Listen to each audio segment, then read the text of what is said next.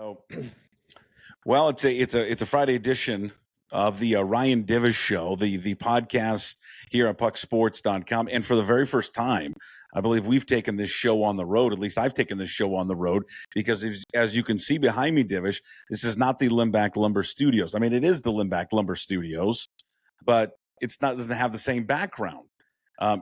You know where I'm at because I've already told you, but I'm currently in a Moscow, Idaho motel. The Monarch Motel is we have come over here for a little Cougar football practice. So I come to you as you are back in Seattle from the Moscow Monarch Motel. It's a beaut. I'm not going to lie. It's a hell of a motel. It's a great deal. The last time I was in Moscow, Idaho, I Football was there. Game. Grizz? No. I was staying there in a hotel room with John McGrath. Thanksgiving night, Apple Cup on a Friday. We went to the Coug on Thanksgiving night. Yes, you did. And I almost got into a fist fight with one of the associate athletic directors from the University of Washington. I was going to bounce his head off of a table. That was the last time you were over here, huh? Yeah, I mean, I think so. Yeah, I don't think I've been to Pullman since. And so I'm going to tell you, I don't know what it is. I don't know why Moscow is so much better than Pullman. It's unbelievable. It's 1,000%. The town is 1,000% better. It's unreal. I know. Even though it has that heinous school there, the University of Idaho. Yeah, you know what? The Vandals, not bad though. I kind of like the Vandals. I don't. No, they're in the Big Sky. They suck. Well, Divish's bi-weekly visit with us. We talk to him on Wednesdays and Fridays. Of course, is brought to you by Chalet Bowl, Washington's oldest operating bowling alley, proudly serving the community since 1941, located in Tacoma's historic Proctor District. Chalet Bowl has been family owned and serving the Tacoma area for the past 40 years, delivering top-notch customer service. And that's why they bring you Ryan Divish with their unique 12-lane bowling experience. If you want to book a reservation, like Divish and many, many others have done, go to chaletbowl.com. All right, so we've established I'm in Moscow. Going to watch a little Cougar football practice. Going to go meet with Jake Dickert later today. America's coach is really what Jake Dickert is America's coach for the fighting Cougs of America. I like how he's always got the raspy voice, like he's yelled at everybody or smoked like 7 packs of Camels. And, like that comment the other day, I mean, I know Furness had his pants off and was playing with himself on the comment about, we want to get rid of him now instead of 3. I want to find out about him now. I mean, that's just Furness. As he gets older and goes straight, like, Gran Torino in his old age, like that just is right up for Ness's He gets alley, a little bit. He gets he gets a little excited about it. Hey, don't worry about it. He'll be in about week 2 or week 3. If they've lost one game, he'll be throwing the whole team under the bus. So you just gotta wait. You just gotta wait for it. All right. So it's a Friday.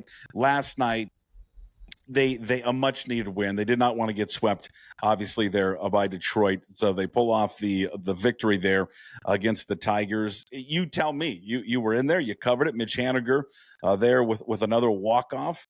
How bad did they need it last night with that win? Well, Buck, people are going to kind of realize, looking at the background of where I'm at, that it's not Friday. Well, it's just the background that you have. All the time. It's a green screen, yeah. You have a green screen that we've put back there. It's theater of the mind. That's right. Divish and I are. We'll peel back the curtain because I did forget that you had the backdrop of the stadium. We are recording this Thursday night after the Mariners have come from behind and beat the Tigers. Good job, Divish. Yeah. Walk-off win. I didn't, in my original game story I sent to the paper, didn't even have the score in it because I was so unprepared for that to happen. You did not think they were going to be able to pull it out? Well, I did actually when they got runners first and second with nobody out, and they have Cal and then Justin Turner coming up, but I'm like, yeah, they're going to at least scratch out 1 or 2 and tie it. It was 3-1 going into the bottom of the ninth. Yeah. And then those 2 strike out, then Polanco walks, and then Haniger's down 1-2. I mean, I do think, like, I trust Mitch to have pretty good at bats and with runners in scoring position. So, But at that point, you're just like, all hell breaks loose. And like the guy didn't dive for the ball, or the guy dove for the ball. Like when he hit the ball out there, I was like, oh, he just smother it, give up the two, or go to extra innings or whatever. But oh no, let's be the hero and make the dive. And then when he hits face first and just lays there and the ball rolls all the way to the wall, I'm like, well, that's the game. I thought it was a hell of an effort, though. I mean, A for effort.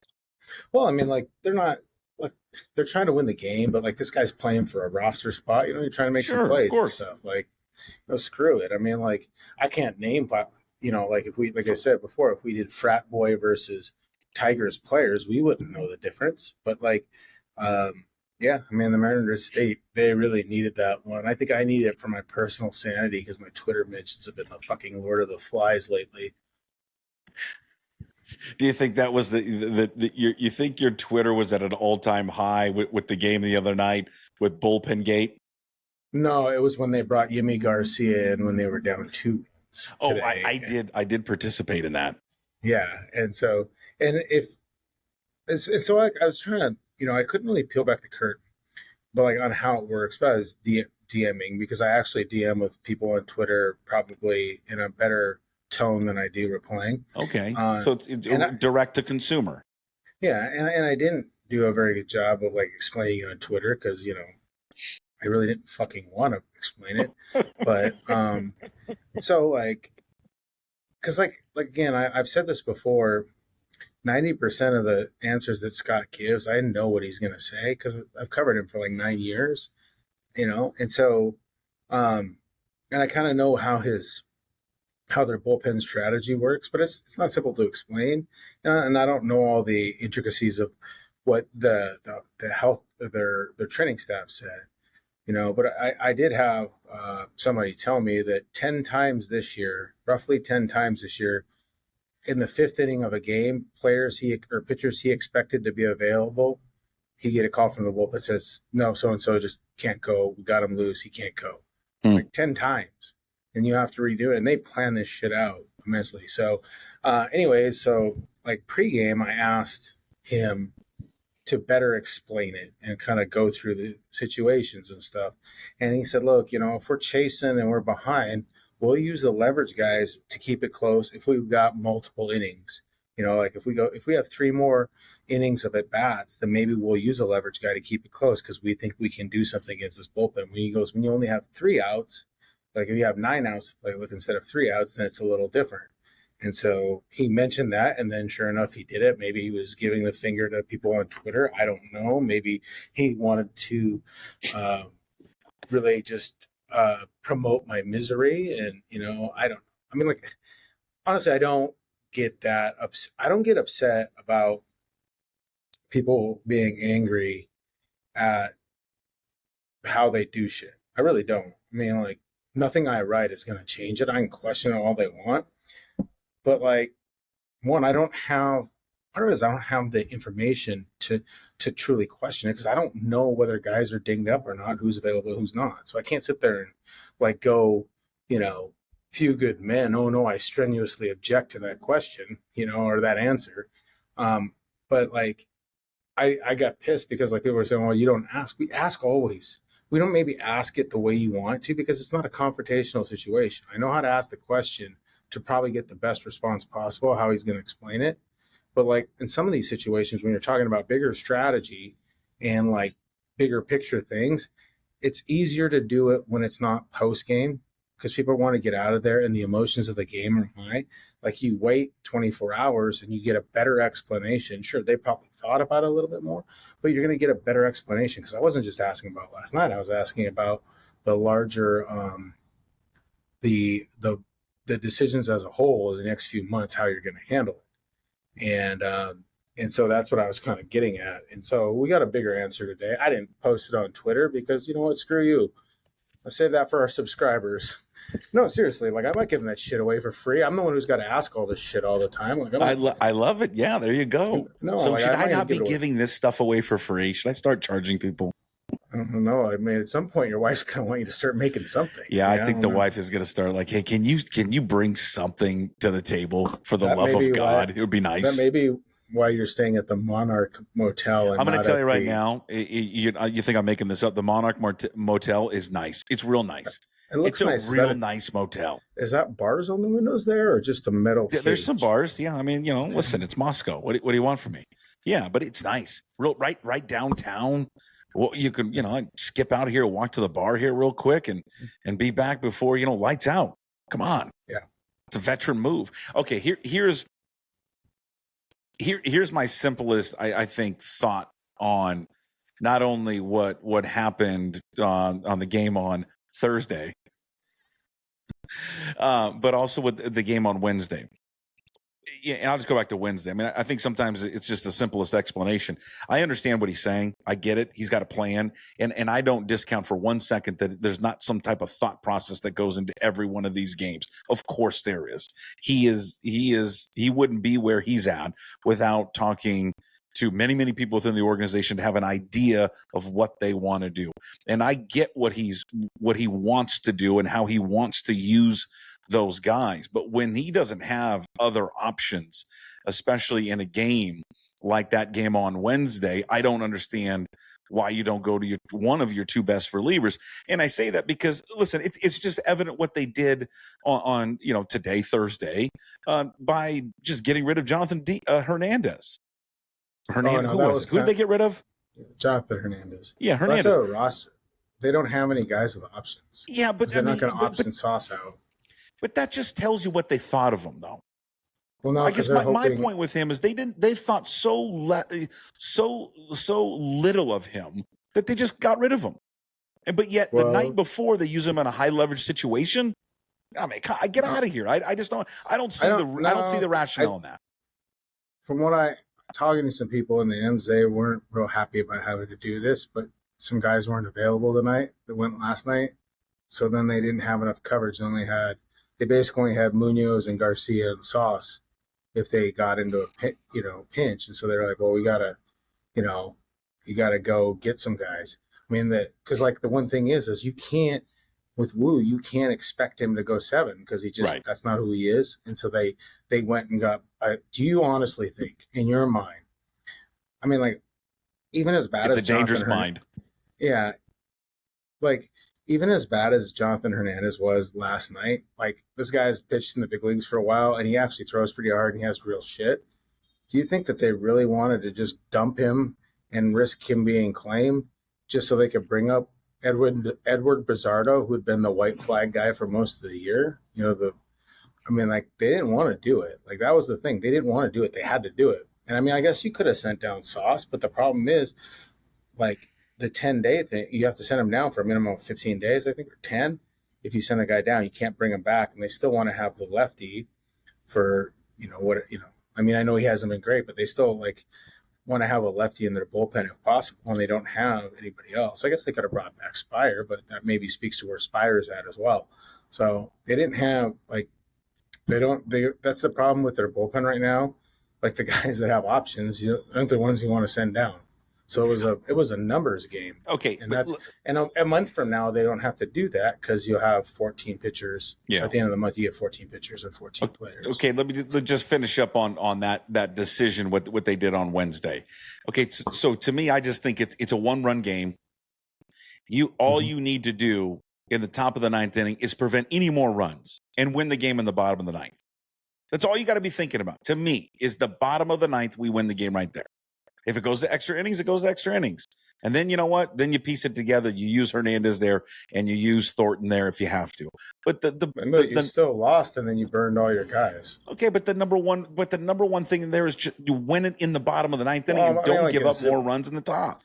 I mean, honestly, if you're on the fucking roster, can you be expected to pitch one inning without giving up runs, without walking the first two guys? The expectation isn't that high. It wasn't leverage. It wasn't leverage. No runs. It's a clean inning. I mean, maybe you should have went to Thornton instead of Hernandez. I mean, they're playing it. I mean, my guess is if they would have tied it, and they had Garcia or whatever. The thing is it's an inning.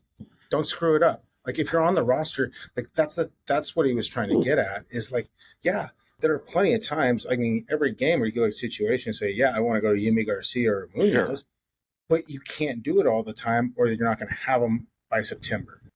And it's not like you're expecting wins, it's expecting health. Because Garcia, if you notice, they ran him back to back twice hard, and then he was bad the last one, then he was down a few days.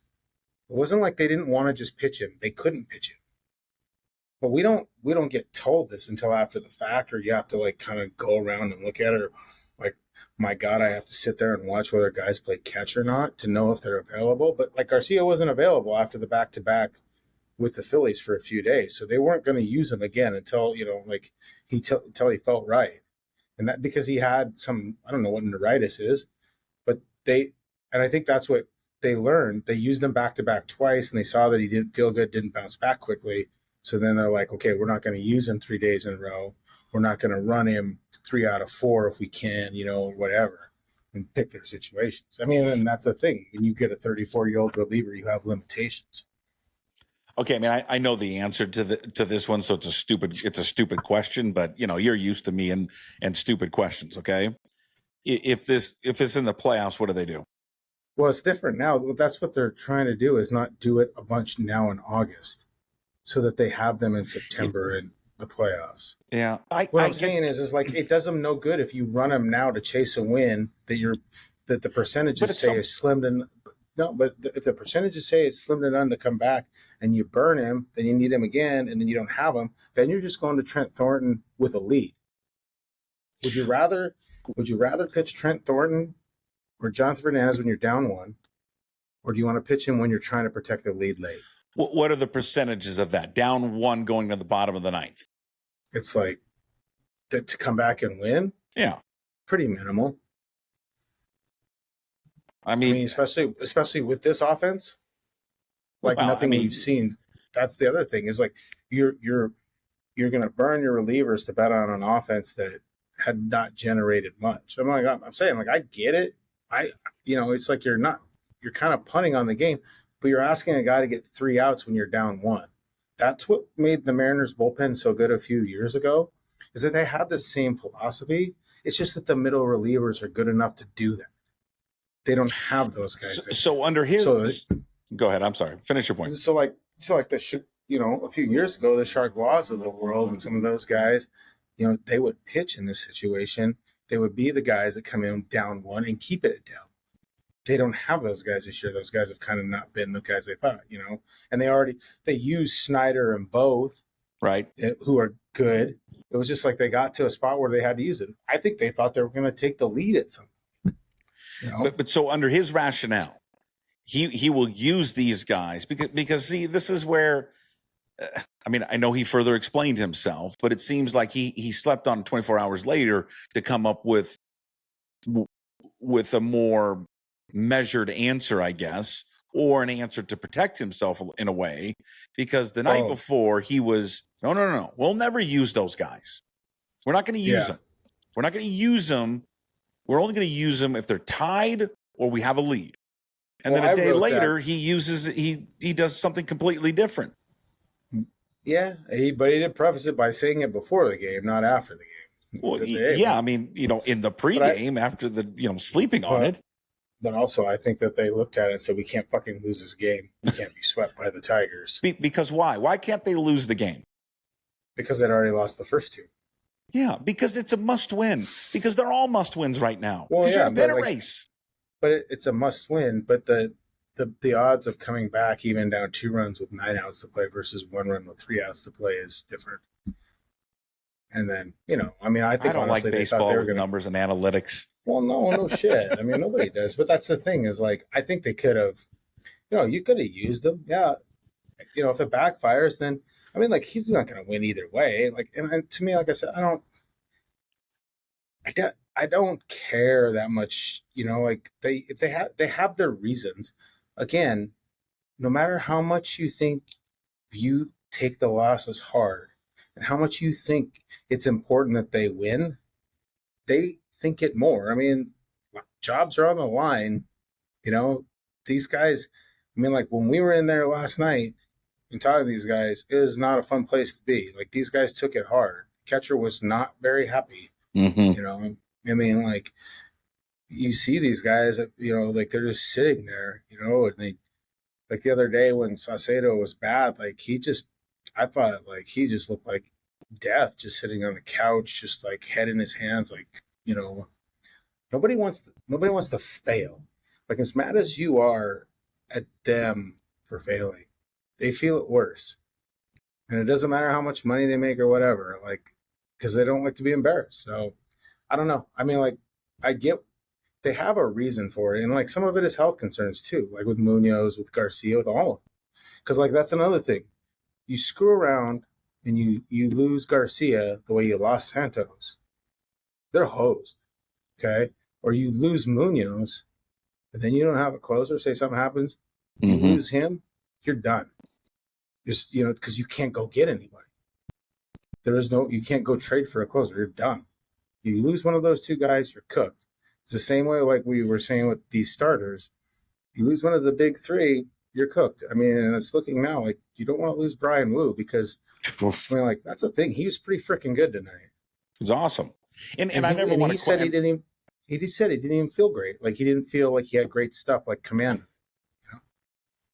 Well, he looked like he had great command, and I never wanted to confuse it here with these guys. I know it means more to them. Oh no, 100%. It doesn't mean more to me as a fan. It means more to them because they live it every day, and the players live it every day, and Servais lives it every day. And Dipoto, I know 100%. I know it means more to these guys. Well, it's like because you've been in there pregame, postgame, you've been around it. Like you've been there, you know who works. You've been around long enough to spot who works, who doesn't, who does the eyewash kind of work, everything like that. You know when it's an act or when it's real. And so like you also see how hard they take it. I mean, like, it's not and I mean like that's the one thing. Like I had all these ideas about how baseball was, how managers should be and all this other stuff. And then like you're around it and you see it up close every single day and it changes your perspective. It's like I talked about like my idea of what the importance of what a manager really is. I used to be the person that always like, the pitching decision here, the pinch hit decision. No, it's just like, do these guys play hard or not? Look at the Chicago White Sox. Do they play hard? No. I mean, like they got rid of it. I mean, say what you want about the Tigers. AJ Hinch is a good manager. You know why? Because he gets those guys and a bunch of no-name guys to play really freaking hard. Yeah, as a manager's role, you got to get your guys to believe in you and to believe in the messaging. You got to be motivator. I mean, I think a manager in baseball, it's the ultimate motivator. How do I motivate these guys every single day? Because it's unlike any sport that we have because it's every day and it's a grind. It's the longest damn sport in the world. It's motivating them to be self-motivated. So you're not there every day pushing. So how do you get them to be motivated to do it every day without you having to tell them? I mean, it's not like you telling the Ballard green potatoes, hey, you got to hustle in and out of the dugout, not flip off the umpire. It's like, well, I think there's going to be many more of those flip-offs. I'm not going to lie, in his future. I guarantee it. I respect it. I mean, there's going to be a fight at some point. Oh, he's definitely going to get in a fight. There's no doubt in my mind he's going to charge him out at some point. Oh, he's got classic little man syndrome. We can spot our own. Yeah, it's just he changes once he starts. Normally nice kid, but God, when he steps over that line, just something happens. My dad used to say to me that he said like you take very minimal joy from winning, and he goes and you just cannot handle losing to the point of being the worst human being on the planet. Yeah, does not enjoy losing. Yeah, that's for sure. Does not enjoy that whole process. Does not enjoy the whole you can learn a lesson from losing. Yeah. He would rather, I don't want to learn a lesson because I don't want to lose. Yeah, I didn't want to shake anybody's hands after games we lost. Yeah, it's a hard one. Yeah, the handshake line is always a difficult one, I think for him. Hey, since Luke Raley hit a home run off a lefty, can he stay in and hit lefties now on, or is Servais going to change that too? We got that OPS over 500 now, I think. So I don't know. Jude talked to him about it, so expect a story from the hardworking Adam Jude. I would assume the rationale is because it was earlier in the game, 6th inning. Yeah, you don't want to take him out. Yeah, and they knew they had some other bats they wanted to play. Hey, Garver, 2 hits in his last two hits. Go Garver. Yeah. So because they knew they thought they were going to use Canzone at some point. Canzone was on deck for Haniger. they had some pieces. I mean, like, it'd be interesting to see when they actually get a full lineup back together, if that ever happens. Quickly, let's before we wrap it up here, give me an update on Julio. What's the latest with Rodriguez? He was doing some stuff before the game. What's his status? When is he going to be back? And when he does come back, he's going to DH for a while? I think when he comes back, he'll DH if they can get him back sooner. He doesn't look like he's ready to play the outfield right now. He runs, and it looks a lot like me trying to run or Kyle Lewis trying, and that's not what you. It's just. No one needs that image. No, and like we reported that the Mariners are hoping to get him back just to DH, and they're pushing within the realm of being safe. Like sure, if the kid doesn't feel like he can do it, or the ankle's so unstable that he can't run the bases. But like I think the idea is like, look, we're not asking you to steal base, we're not asking you to hit triples, we're not asking you to even hit like go crazy. We just want your presence in the lineup so you can smash some baseballs and take a seat. I mean, join the other slow guys on the team and do it that way. Because, like, just his presence alone changes a lot of things. I mean, it's not like you're DHing Garver all the time. So you can do that. Like, you can play him there. I mean, and maybe, especially, like, when Cal's catching, then you can just DH you. Maybe give Cal a day off every once in a while. I don't know what that would be like for him, but I think that's another point of it is like if you get Julio back even to DH a little bit, then you can give Cal some actual time off more than just a DH day. Yeah, a full rest. We have taken up too much of your time here as everyone is watching and listening to this on a Friday. Even though we've recorded this on a Thursday after the game, you were gracious with your time to stick around and do it. So from the bowels of T-Mobile to the Moscow Monarch Motel, Puck Sports, we've got you covered everywhere. We're all over the place. Worldwide. It is worldwide. Okay. Enjoy the next few days. Enjoy the Mets. Enjoy a time with your stepkids. Yeah, my girlfriend and my stepkids are coming in, and so I'm excited actually. So you're the best. We're gonna You're bringing them down to the ballpark? Yeah, Step Rad, yeah, they're coming to the park. We'll got Tyson the son wants to go hit at Curtis. Got to go see my buddy Brian. Got to hit at Curtis, and then God knows what else. We'll sample some fine Tacoma cuisine, little Brewers Row breakfast burrito stuff. There you go. It's good. Marination on Saturday. Oof. Look at you. You're taking all the hot spots. I appreciate it. I appreciate it more than you'll ever know for doing it. So thank you very much. And I know Reggie at Chalet Bowl appreciates it as well. The Ryan Divish Show, brought to you by Chalet Bowl, is in the books here for another edition here on Friday. Follow Ryan on X. He tends late night. Don't follow me. He tends late night to do a Q&A before he goes to bed. So if you'd like to get involved in that late night Q&A at Ryan Divish, there you can follow me on X and Instagram as well at Puck2040. New episodes again drop every Wednesday and Friday at 1:00. All the platforms: YouTube, Apple, Spotify, wherever you find a podcast, and of course pucksports.com. All right, Divish, enjoy the weekend. We'll talk to you on Wednesday. Yeah, you enjoy that Meat Lovers calzone from Cella's. That's the one thing I'm jealous about. I would can't wait. I'll bring you back some, okay? Okay, sounds good.